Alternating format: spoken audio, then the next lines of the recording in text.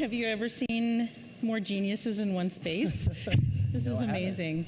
Thank you all so much for being here. This is super exciting, and so exciting to be able to talk to Google about what they're doing. So Michael, what are you doing? Why are you here in this wonderful place? Yes, why is Google here? I get this question. Well, it starts with the fact that we are a very large energy consumer.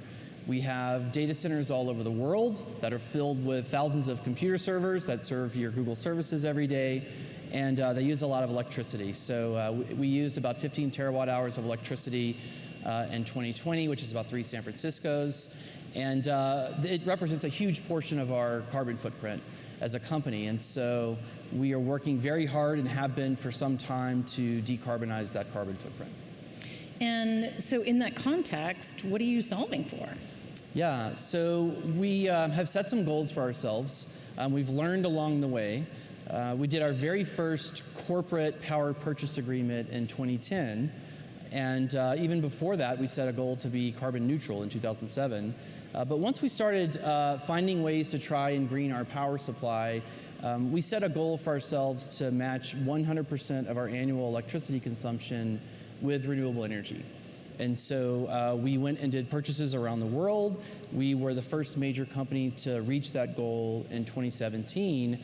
And now we're working towards a much more ambitious goal, which is to be 24/7 carbon-free energy. So what does that mean? That means that we would run our data centers and office campuses on carbon-free energy 24/7, everywhere at all times. And we've set a goal for ourselves to reach that by 2030. That's amazing. That's an incredibly big goal. It also is a little bit more than just Google. It's like it's going to require a system change to be able to do that, right? Yes, absolutely. You know, we've learned very quickly that we can't do this on our own, that we really need to drive power grids to carbon-free faster. And it's about, you know, really changing those systems where we operate our data centers around the world and really sort of thinking more broadly beyond just energy transactions. How can we solve this problem in other ways? So Google is purpose-built to iterate, to be flexible, to pivot when you need to, but not everybody is. Like, I would just think utilities aren't really purpose-built to do that. So how do you actually affect change, and like, how do you overcome some of these just differences in the construct of various parts of the ecosystem? Yeah, so for 24/7 carbon-free energy, we're really thinking about how to solve this problem in 3 ways, and there's a role for everybody in this. So the first is just, how do we actually transact for energy? So this really does get to conversations with utilities and other energy suppliers. And instead of maybe going and doing a solar deal or a wind deal, we're looking at ways to mix and match resources. So maybe do wind and solar in storage, or wind and solar in run-of-river hydro. We're going to our energy suppliers and saying essentially, hey, look, we want our data center in this site to be 90% carbon-free. Go find us a portfolio of resources that can help us get there. And we've been really encouraged by what we've been seeing. We've done a deal with AES in Virginia to take our data centers there to 90% carbon-free. We just did a deal recently with Engie in Germany. So transacting is, you know, I think an area that we can make a lot of progress. I'll give you 2 more, if you don't mind. The second is just looking at how we can advance technology. And so that's really working on both the power generation side and the demand side. And I think there's obviously a huge role for a lot of folks that are here in finding ways to drive progress on technology. And then lastly, policy. You know, we're not going to solve without having smart policy. And so that's another place where we're working, and we're working with a lot of partners. Yeah, that's super interesting. To go back to technology for just a second, you alluded to looking at different types of resources. What are some of the things you're seeing that are the most promising as you're looking to 24/7? Well, our goal is 2030 for Google. Then obviously after 2030, we have to stay 24/7 carbon-free. So we're looking at sort of the next set of generation technologies beyond wind and solar that can help us get there. So for example, we're looking at advanced geothermal. We've done a deal with a company called Fervo at Blue Mountain in Nevada to use advanced geothermal to help supply our data centers in Nevada with, basically firm dispatchable carbon-free Sure. power. Another thing we're looking at is how can we look at the demand side? How can we actually flex our own demand to match the variability that we're seeing with supply? And so we've actually started shifting loads at our data centers, both in time and actually in location, to align with the times of the day that the grid is the cleanest. Yeah, I'm super interested in that. I spent a lot of time thinking about how do we get the customers more engaged? How do we allow the customer side not to be seen just as demand, but that as it is a resource? So how do you see kind of the customer engagement piece of that? Well, it starts with, customers need to understand how they're using energy. I mean, we're at an energy conference. How many people in this room know what the grid mix is on the grid where grids where they have operations, not only on an annual basis, but on a daily basis, on an hourly basis, on a minute basis. So really having more information available to energy consumers. And then you can either automate services or you can do things manually. But that's really certainly the foundation. And, we found that we weren't able to even to do our load shifting until we got that sort of real-time picture of the grid mix, not only in real time, but actually would get it a day ahead so we could forecast how we would need to shift loads ahead of time. Yeah, and then you really have to convince the utilities that that these have values, that this is something that will actually help them and bring a service to the grid in order for you to make that happen. Yeah, and at the end of the day, customers can really drive changes in the industry. This whole corporate PPA market has really been driven by customers corporates who want to green their power supplies. And so you're seeing utilities respond to that. I think most utilities in the US now have some sort of a clean power offering, but we obviously need to go much further than we have. Yeah, so let me go to the policy piece now. You all did a really interesting policy paper. Everybody should read it. It's called A Policy Roadmap for 24/7. And it's super interesting, and it really dives into what do you really need to do on the policy front. And a lot of technology companies, and I work on public policy. I used to be a technology person, and I shifted over time and found that a lot of technology companies just believe that because their technology is so amazing that somebody's going to want it and someone's going to buy it and boom, you're there. And they will often find themselves hitting into a policy brick wall. So how are you thinking about policy and really affecting change through that? Yeah. I think one important distinction when we talk about 24/7 carbon-free energy is that it really forces you to think about the system. And you're not just going to be able to go sign corporate PPAs and sort of offset your annual electricity consumption. So 24/7 forces you to think about the system, which forces you to think about the power grids where you have operations. And if we want to green power grids, we have to think about policy. And so we've been doing some work in this space. We really think there's a lot of there's no silver bullet, as we all know. It's really a comprehensive set of policy solutions that we need to drive this transformation. Yeah, and I think about, I'm a party to a lot of the dockets down in MISO South, for example. Right now, the utilities in Louisiana are going through their IRP processes, and all of the modeling that they do arrives at one answer, and that answer is always to build another natural gas plant. That is, all of the modeling tools show that. And so, what I'm wondering is, how do you get in? How do you get people to show up, and who should show up to try to really get on that front end as we're starting to plan and think about what do we want for the future? Because if we don't do that, we're stuck with the natural gas plant, right? Yeah. Well, this group is a good example of what's possible. Yeah. If you had gone to an energy conference back in 2010 when we did our first corporate PPA, it would look much different than what we have here now. There's so many more players that are involved in the space that it really creates opportunities, and we need to demand what the change that we need to see to drive this transformation. So we need to have more incentives for deployment, RD&D. I think ARPA-E is one of the most incredible organizations we've built in the federal government. Yay, ARPA-E. And we need to have strong clean energy standards. We need to structure markets so they enable the uptake of variable resources like wind and solar. So that means regionalized competitive energy markets. We should have an RTO in every region in the United States, full stop. We need to empower customers. We need to give those customers, companies like Google or others, who want to be 100% carbon-free sooner rather than later, a path for doing that. So there's a whole host of policy changes that we need to make, and we all need to be, letting our voices be heard so we can do that. And that's certainly something we're committed to doing. Yeah, I always find that the biggest impediment for policymakers is their lack of imagination. I mean, they just don't know what they don't know, and if they haven't seen it or haven't heard of it, they don't know that it exists. And so part of this is like getting in and showing them, and you all have to do this every single day, right? You have to show that something is possible in order to prove out what you're trying to do, and you're trying to do exactly the same thing, I imagine. Yeah, I mean, for us, it's not about Google, it's about creating a movement and really a movement towards clean energy and decarbonizing the economy. And I'll give another example of something that we're doing. I chair the board of an organization called the Clean Energy Buyers Alliance, and that is a group of companies that's come together. We're energy buyers, we want to purchase clean energy, and we really want to advance public policy so we can do that. We've set a goal as an organization for the US grid to reach 90% carbon-free by 2030. It's an incredibly ambitious goal, but that's what the companies want. That's what the customers are asking for. So how can we bring more people together, build more stronger coalitions so that we can advance policy, because it is public policy and we need to find ways to get more people involved in advocacy.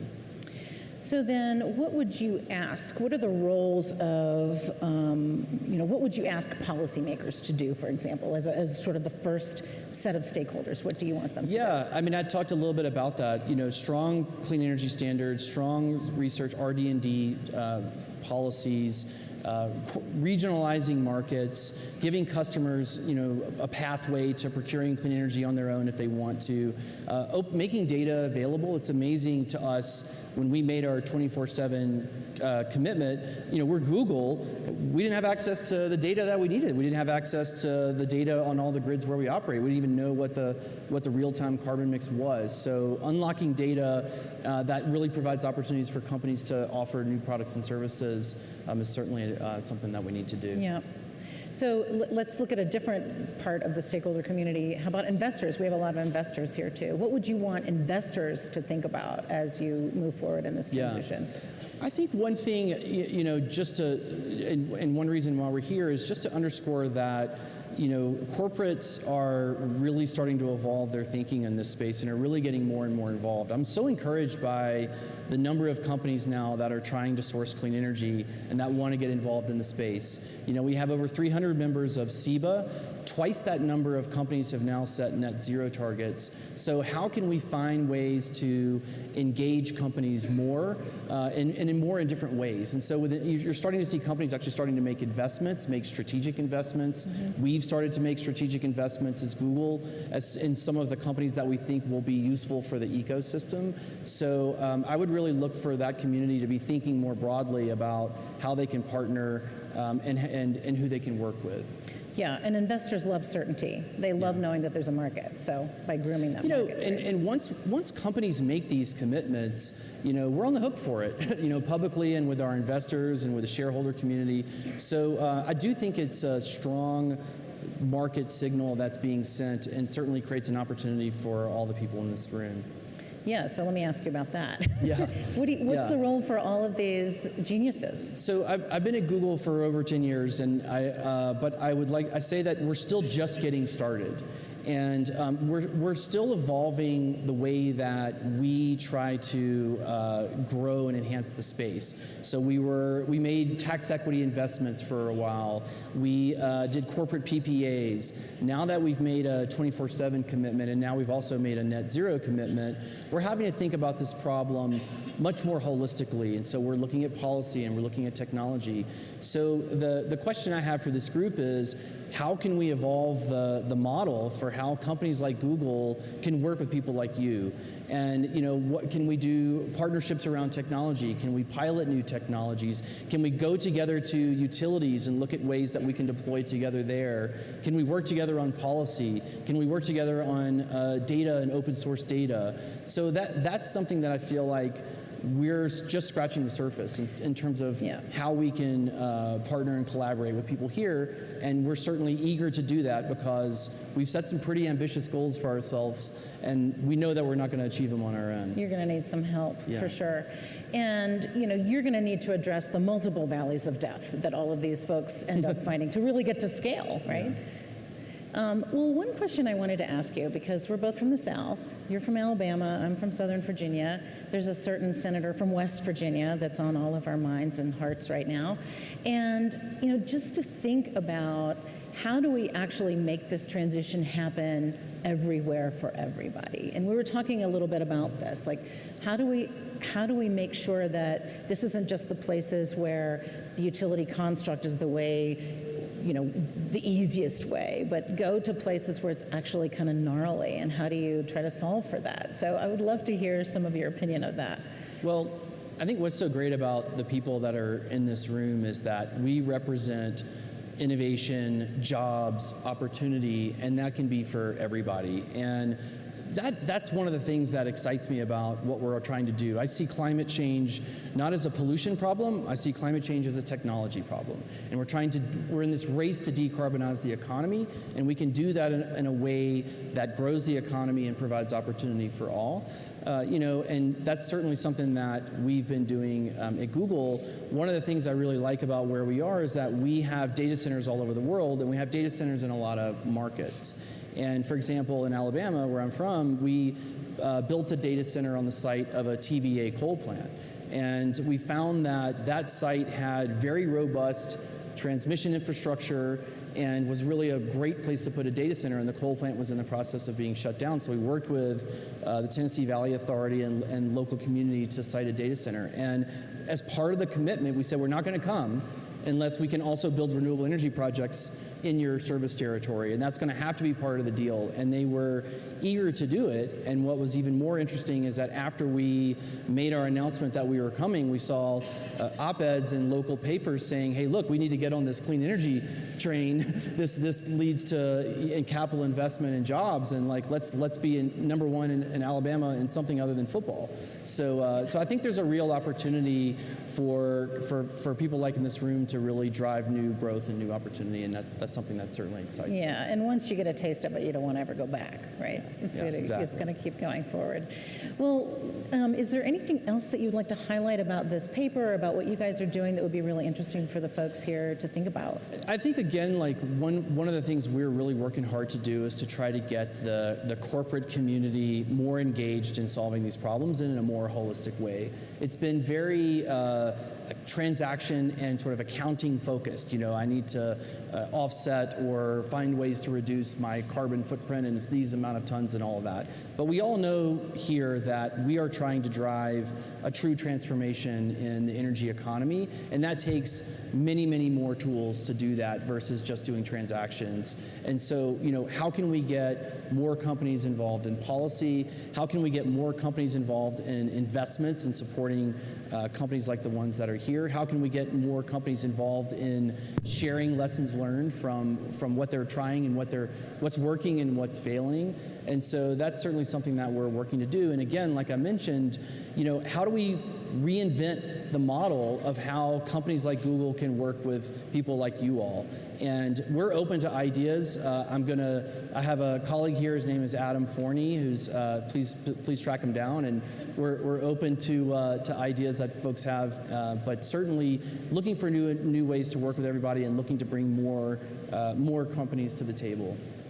Yeah, and I think that if you can do that, and we can crack the nut of changing policy and changing the way policymakers think about technology as being more about solutions, more about what is our future going to look like, then we're going to be way better off, and hopefully we'll have the political will to get it all done. Yeah, and how can you get more companies thinking about policy and involved in it? I think ARPA-E is such a good example of what smart policy thinking can lead to, and look at all the progress we've made because of that. How do we get more people thinking about that? And we've certainly put out some ideas that we hope folks will respond to, but that's certainly an area where we would like to be more active. Yeah, and when you look at what all these companies are doing here in the U.S., and you have a global presence, obviously, so you're everywhere, and you see what other countries are doing on the policy front, are there things that we could be doing that mimic that, or are there things that they can learn from us too as we move forward? I think net zero, this concept of net zero, which are companies setting, broader targets to cover the whole full scope of their operations and their value chains. When you start thinking about supply chains, that really takes you into different parts of the world because it's a global economy and we're sourcing materials from everywhere now. And so we really are getting to a point where we have to solve for every power grid in the world. And how can we be transparent about how those power grids operate? How can we be transparent about the mix of power generation sources on those grids? What are the 10 dirtiest sources on every grid in the world? What's our plan for transitioning off of those? So really, taking this in that broader context is where this is headed, certainly, and I think as more companies make these net zero commitments, you're going to see more of that. So again, a laser focus on decarbonization of grids, and luckily we've got a great group here in this room who's focused on that. Well, thank you all for being here. Thank you so much, Michael. Very much appreciate it.